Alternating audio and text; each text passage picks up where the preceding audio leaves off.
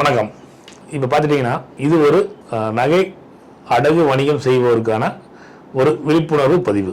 இன்றைய காலகட்டத்தில் தங்கத்தின் விலை அதிகமாக வந்ததுனால ஒவ்வொரு கம்பெனிக்கும் போட்டா போட்டியில் ரேட் ஆஃப் இன்ட்ரெஸ்ட் போட்டி மற்ற இந்த போட்டா போட்டியில் ஏமாற்றப்படுறது பான் புரோக்கர் தான். அது எப்படின்னு கேட்குறீங்களா? இப்போ ஒரு வங்கியில் அடகு வச்ச நகையை மீட்டுட்டு நம்ம பான் புரோக்கர் அதிகத்தை கொடுக்குறான அங்கே வைக்கணுங்கிறத ஒருத்தர் விரும்புகிறான். அது ஒரு ஏமாற்று பெருவழி.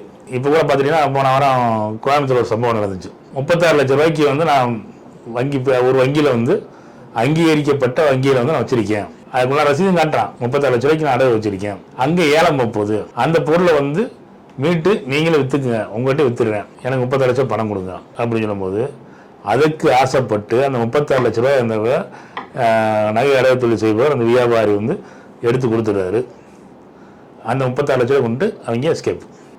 அப்போ இந்த மாதிரி ஏமாற்று பெறுவது மூலம் எத்தனையோ பேர் எத்தனையோ பான் புரோக்கர் ஏமாந்துருக்காங்க. இதுக்கு தமிழ்நாடு அளவிலான பான் புரோக்கர் அசோசியேஷன் மூலமாக உங்களுக்கு ஒரு சொல்யூஷன் கிடைக்கும், தீர்வு கிடைக்கும். நன்றி, வணக்கம்.